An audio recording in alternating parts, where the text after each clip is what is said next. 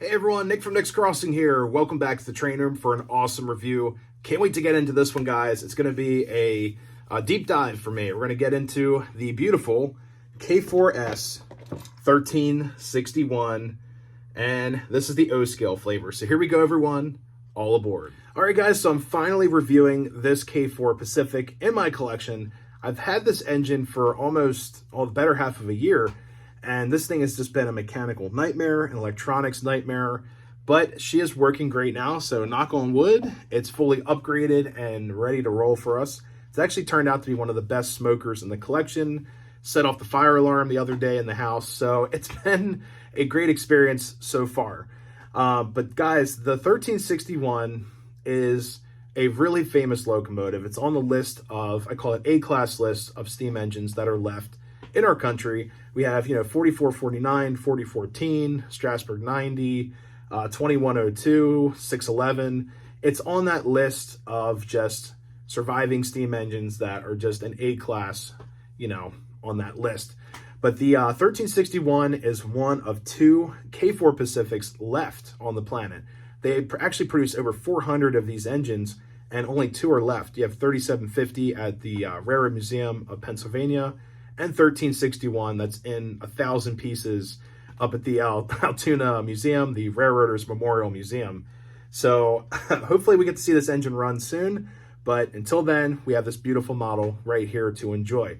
But anyways, guys, we're going to get into some history about the K4 Pacifics, then get into a brief history about 1361. I'm just going to scratch the surface, not getting, too crazy into it, but there are lots of videos on the YouTube land about K4s, 1361. So if you're interested, please check those out. We're just doing a brief overall history, and then we're going to run and talk about this beautiful model.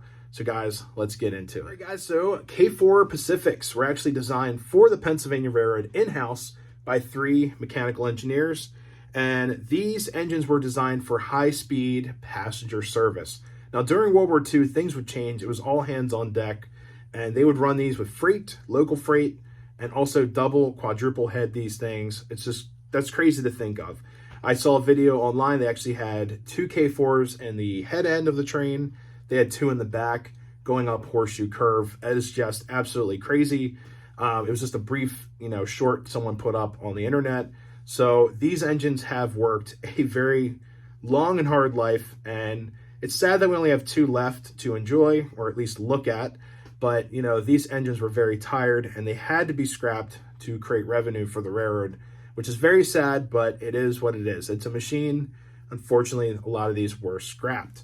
But anyways, guys, the 3 guys in charge of designing these were J.T. Wallace, Alfred W. Gibbs, and also we had Alex Vaught. Now, these 3 engineers worked together to create this beast, along with an English contractor from the London and Northeastern Railway, chief mechanical engineer Nigel Gresley. Now, he was in charge of designing the firebox shape that we know and love today, the bell pair firebox. It's creating more surface area for heat to be transferred into the boiler, and the boiler shape, from what I was reading here, was more extruded. So instead of it just being, a cylindrical boiler, pretty uniform, that you guys would see on smaller engines, he created a boiler that would expand and actually taper to the front of the engine, which I thought was very interesting, along with that bell pair firebox, which is just crazy looking. The first locomotive was actually designed in 1914. They were going through efficiency testing. It actually had a screw drive for the reverser, which I've only seen a handful of times on American engines. I usually see that on early European steam. It's literally a screw drive to reverse the reverse gear, or also activate the reverse gear. Later on, it'd be upgraded with a mechanical steam-driven reverse gear, which probably saved a lot of work on the engineer. He's probably very tired for turning that back and forth. So in 1914, we got the first K4, and they tested this thing into the ground, updating things here and there. And they wanted a faster, more efficient passenger engine, and eventually that's what they got in 1917. Now, these were produced from 1914, we're going to call it 14 to 28. And these would go through several upgrades. So the first K4s, because it's pre-electric era, had a oil lit headlight, which I think is really funny. You'd have to go check the oil of your headlight. And the headlight shape was also square. It was also in the center-ish. It wasn't up as high as it was. They brought it down past or below the stack. So now in the modern era, K4, we're going to call 1940s, you would see that the headlight was more of a rounder shape, electrified, was brought up about level with the smokestack, not below it as it was. Also, they would add a platform so you could do smoke box inspections, which you guys will see on my model here. The original also had a wood pilot or plow. A lot of you guys would call it a cow catcher, but they were made of wood. And later on, they would create a metal grate. Then after that, they created a metal pilot, which we call the post-war variation. I believe that happened in 1945 after they're allowed to utilize metal products again on the railroads. So they created this giant cast pilot, and the coupler would actually hide inside the pilot, which you guys will see on this model. So that actually works on this. I thought it's pretty cool. Now, most famously, these would run on the Broadway Limited.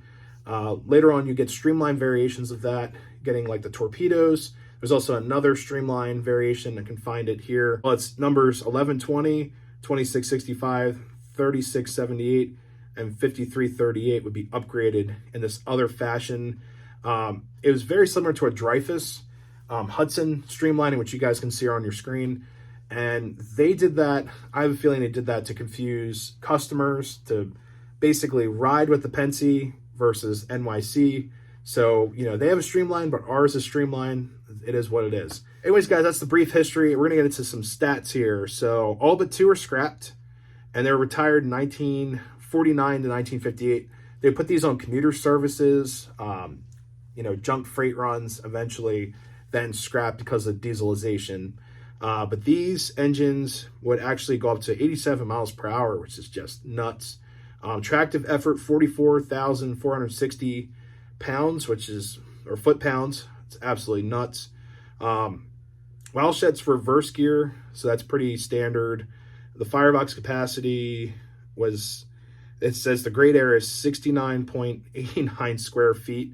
It's just absolutely insane. The height was 15 feet, and it was, let's see, where is the length of the engine? 83 feet long. So it's just absolutely insane, all the stats here. All right, guys, so 1361, just a brief history here. This engine went in service in 1918, designed by the three guys you heard earlier. And this engine was used on the Broadway Limited, also on the PH line, as we call it now, Philly to Harrisburg to Pittsburgh, which is really cool. And also, it would be put on commuter service until the day it was retired in 1956. Now, according to this right here, that the engine was restored for excursion use in 1987, but before that, it was up at Horseshoe Curve on display. Now, there's actually pictures of this thing covered in snow. If you guys have ever been to Horseshoe Curve, it's right now, it's February. I guarantee it's probably snowing or doing something up there. Like, it's like the Arctic. So during the winter months, there's a lot of snow up there. It's in the mountains. And I always joke to people, if you're watching Virtual Rail Fan Horseshoe Curve, in the winter, it's probably snowing. So all of that, you know, thermal cycling, you know, hot, cold, snow, rain. This engine has been abused like crazy. There's actually a picture here on the site I'm on, 1969. It's like literally covered in snow. So they want to put her in excursion use, and this is in the 1980s. It actually ran down the street at the NCR Railway and went through like the Howard Tunnel and things like that. They did a tour of this engine, but the from what I heard, because of the FRA rules and things like that, they had to basically modify the engine to come into specs to run on mainline traffic to get it to where it had to go. So maintenance was not really kept to the, you know, the highest standards, basically Band-Aids the entire way. So from what I've heard from volunteers and such, they have been doing a tremendous job of rebuilding the things they should have done years ago, 30, 40 years ago. And they're basically starting from scratch. So the whole restoration job is basically a full rebuild of everything. So I've heard it was a 10-year project or a 15, I'm going to say it's a 20-year project. They've done several events to raise money for this engine, especially at the Western Maryland Scenic Railway with 1309 wearing K4 1361's whistle, along with other events at like Williams Grove.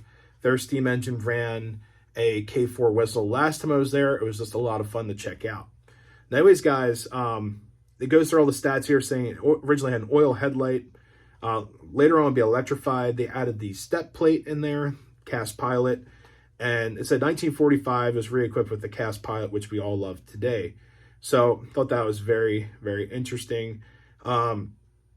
Basically, there's a lot of succession history of who owned the engine and where it was going to go from then. So if you guys are interested in that, like I said, check out another video of this engine, but it is currently in like 1,000 pieces at the Altoona Railroaders Memorial Museum in hopes to be restored. All right, guys, so here is my K4 Pacific, and this thing has been through a lot, and I've been through a lot with it as well, and it's been a crazy, crazy ride ever since I've purchased this engine, but so far it is working. It is fired up right now. I got the sounds turned off and the smoke. So let's get into this crazy story. So guys, I bought this on eBay. It was like 260 bucks. Was looking at the pictures and I was like, you know what? It doesn't look too bad. And the seller had like 3 Sunset models for sale. The rest were like miscellaneous junk. It was like carpets and chairs, tables. And I'm like, you know what? They probably just cleared out a house or something. They're trying to get rid of this thing. So flipping through pictures, I'm like, it looks all right. So I put in an offer, was awarded the offer, and for like 285 bucks, I got this thing, and it was on the way home. So I got the shipping notifications, was really excited for that. And I noticed something in the pictures about 2 days after purchasing this engine. All of the mechanical running gear, eccentric cranks, piston guides, pistons, everything was missing on one side. So I kind of freaked out. I was like, holy crap, what am I going to do? Can I find parts for this thing? Probably not.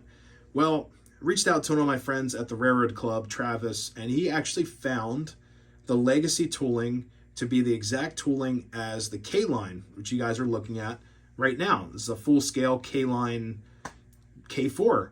So the Lionel legacy tooling was a little bit different.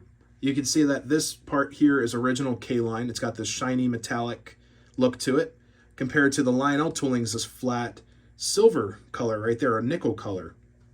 But we had to replace one side, and he was like, you know what?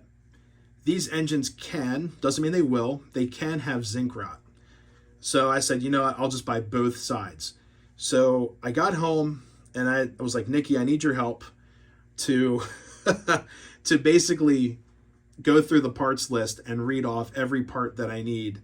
So I used my phone, my computer, a magnifying glass to read the little part numbers, and we made a comprehensive list of about 55 parts or so. I think it was 58 parts. And $180 later or so on the parts website, we rebuilt this K4 with all new legacy parts, the running gear, the cranks, everything. So this engine was pretty much fully upgraded.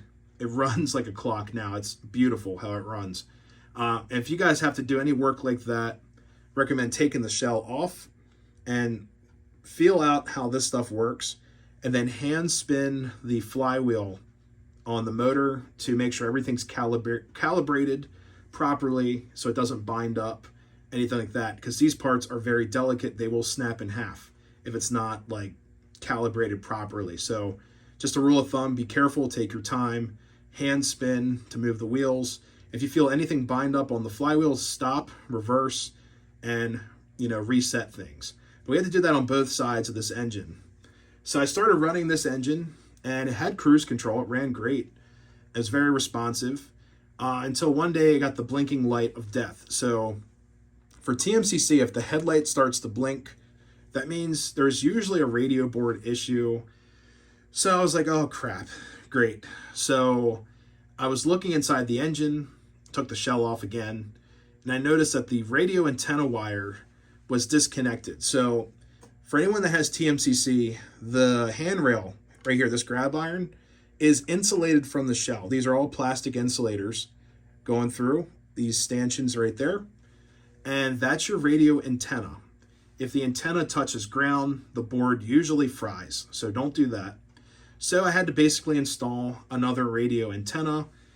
Instead of going through the center stanchion that for some reason Lionel chooses to do, I went to this rear stanchion here that was more than plenty insulated. It was perfect. And I rewired that. So this engine ran much better after that. No more blinking lights, no more communication issues. So I was like, whatever. Then eventually I was like, let's upgrade this thing because it had 2 chuffs per revolution, or total revolution. So every time this piston would close up here, you would hear chuff, chuff, and that was it. It would not, react to the other side. Had a basic cherry switch system. So I thought, let's do this electromechanically. So I installed 4 magnets on this front drive wheel here, 1, 2, 3, and 4, in calibration with the piston. So I got the 4 revolutions, 4 chuffs per revolution or whatnot, and the engine looked great. Still had a mechanical smoke unit, so I tore that out, installed another reed switch with a power board to an MTH fan-driven smoke unit. So I now had 4 revolutions, also the chuffs in sync with the smoke unit up top. Everything was running great. Then I realized that the motor, the motor actually sits forward. The flywheel's up here, and the motor goes to the center drive wheel right here through a screw drive or worm gear.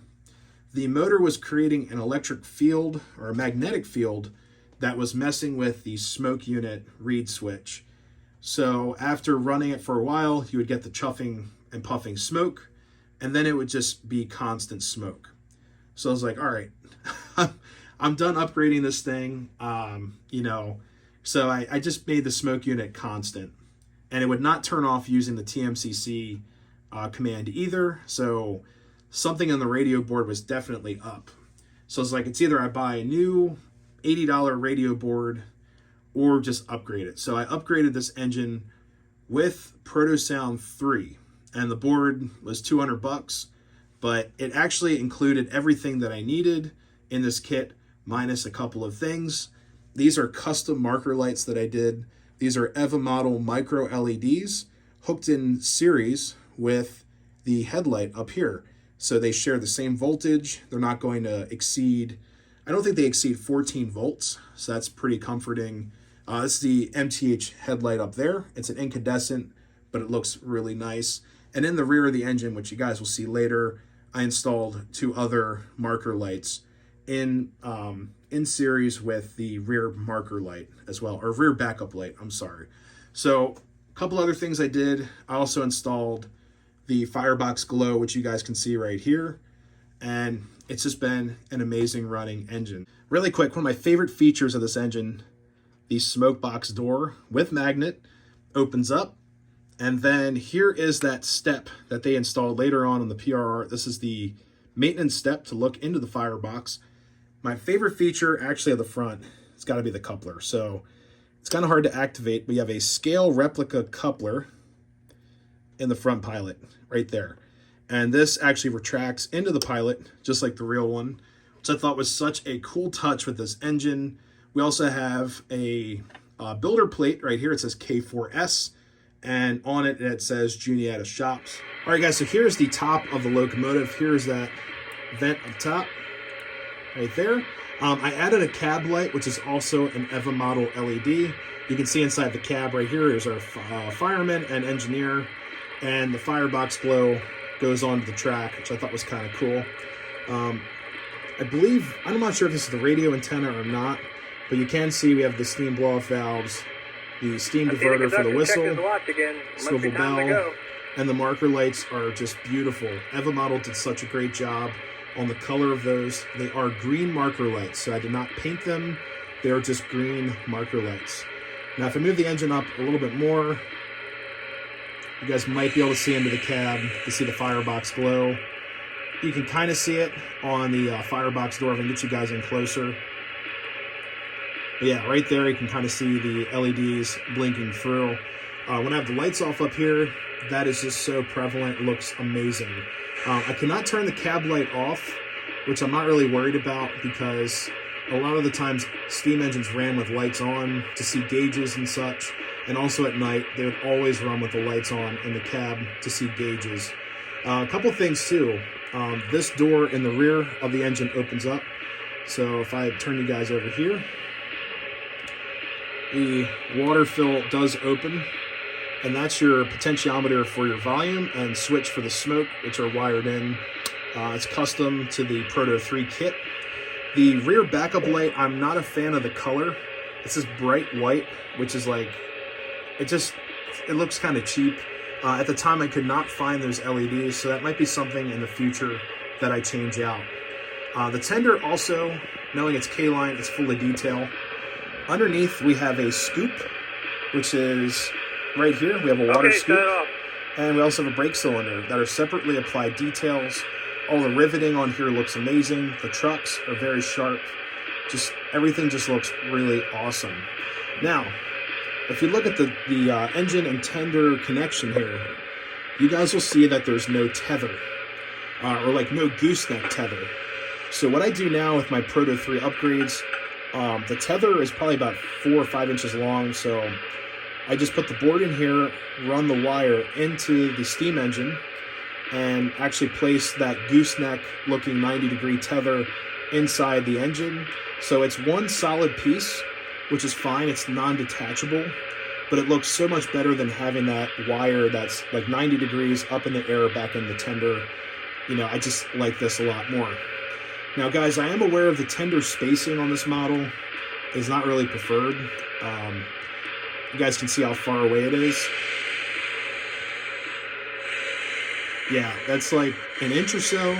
So I'm actually working on creating my own custom tether to chop this tether about right here to pull the engine and tender a little bit closer together.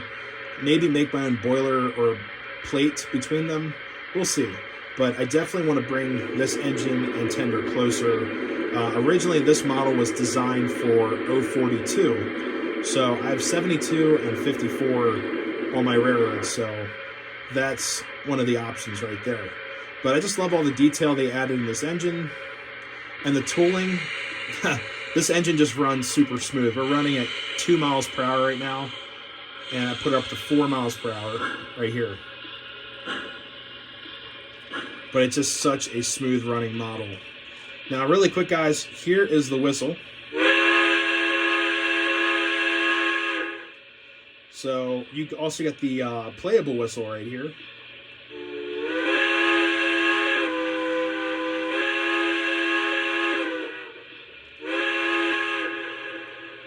A little bit of reverb there on the whistle as well.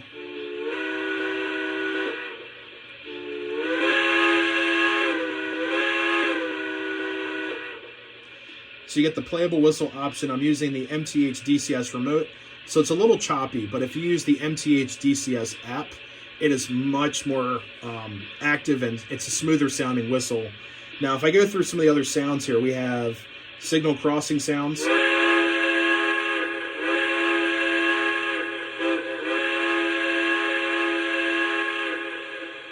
lot of reverb there. Don't really get like a quilling whistle effect, but it sounds great. We also get the backup sound, and then forward sound. And then if I go to more, this is something that I programmed in this sound set. You also get cab chatter, of course. It's Proto Sound 2 or 3 to get the cab chatter. So here is engine sound custom number 1, which should just be, if I can find it, here we go. Engine sound 1 is just a toot. Engine sound number 2, I have to find it on the remote, guys. Here we go. Now arriving from New York on track 1, train number 25, the Metropolitan. So you get a couple other sounds here. And then engine sound number 3, you have to go through the list. Now departing from Pittsburgh on track 1, train number 25, the Metropolitan. All right, we're going to go to sound number 4. This stop is Johnstown. So now you get into your station-specific sounds. This stop is Harrisburg. This stop is Tyrone. And then my favorite stop of them all. This stop is Altoona. Altoona. There you go. Then we also have sound number 8, which you have to scroll down for, which is a coal shovel sound.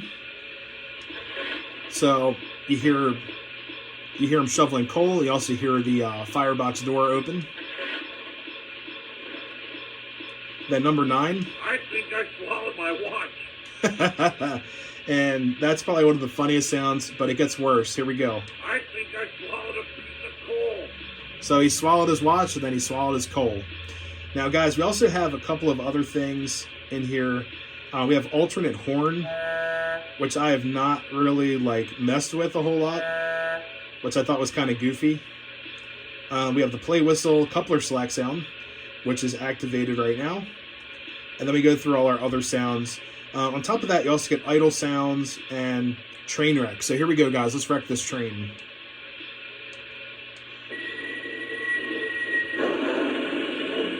What was that? Oh no, we're on the ground. Quick, dump the air. Are you okay? Yeah, I'm all right. So guys, those are the basic sounds of this engine, and it's a lot of fun to mess with. And then once the train wreck comes on, you have to restart your engine. So let's start her back up. Now, one of my favorite features of this engine is definitely the smoke. So guys, my favorite feature of this engine is definitely that MTH smoke unit that just puts out a ton of smoke. Look at this.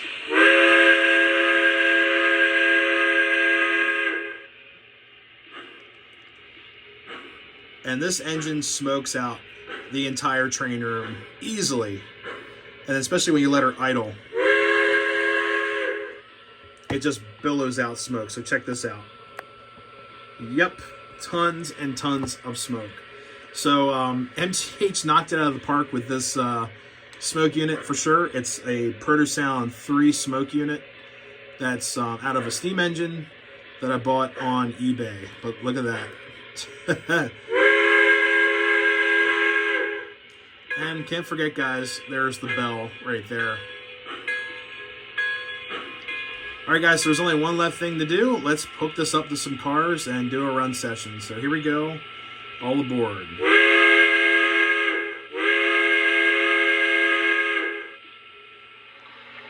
Ladies and gentlemen, the Trailblazer is now boarding.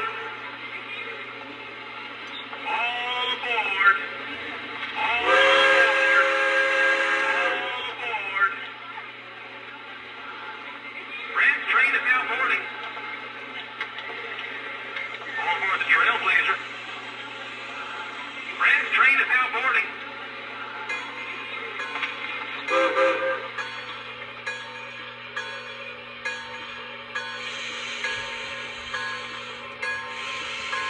Ladies and gentlemen, welcome aboard.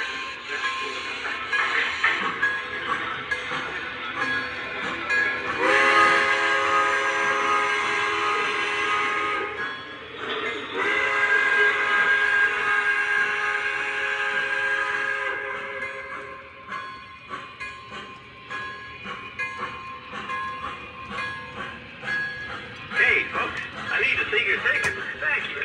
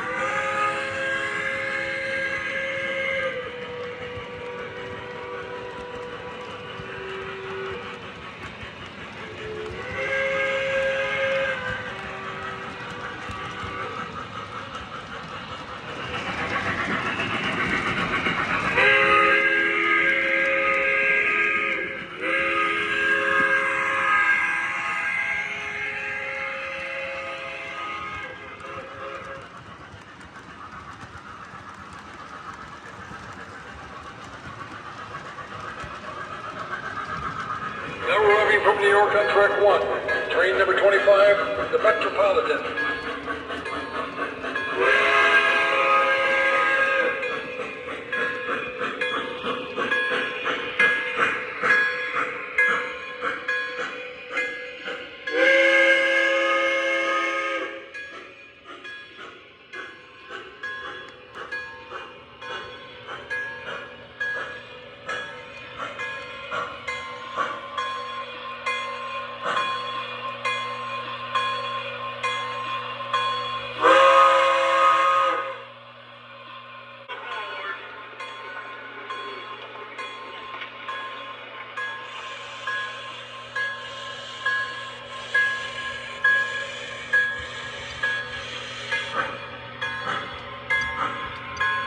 Ladies and gentlemen, welcome aboard.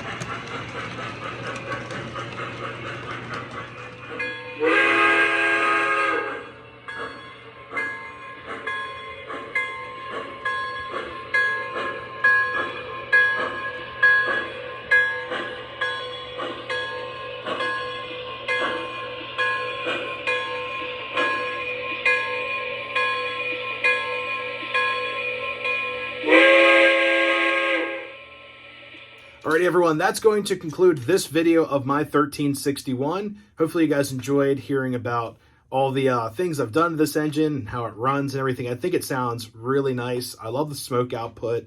All the sounds in that set are just amazing. Along with, I was running a Diner Sounds car I picked up the other day at the Great Scale Train Show. I'm doing a review on that as well, so keep an eye out for that. But guys, this is what inspired my K4 addiction. This is a 1930s Lionel pre-war steam engine, even though it's a 242. This was inspired from the K4 Pacific Streamline, so the torpedoes. If you ever find these, they're usually like not this shiny black color. They're usually like a flat black or a silver. They also call these gunmetal. They're very fragile. But I rebuilt this one when I was like in middle school. My dad and I had one. We actually had a dog that put his nose on the track, and this thing went right onto the floor and shattered. And ever since then, I was looking for them. I found a bunch of them recently, and you know, I have about 12 of these right now. So it's slightly an addiction. But anyways, guys, this is what started it. And I usually run this around Christmas time with my other pre-war tin plate stuff. But anyways, guys, if you're new to the channel and enjoyed this video, don't forget to subscribe, give the video a like, leave a comment. And until next time, everyone, happy railroading. Stay off those tracks. We'll see you next time. See you guys.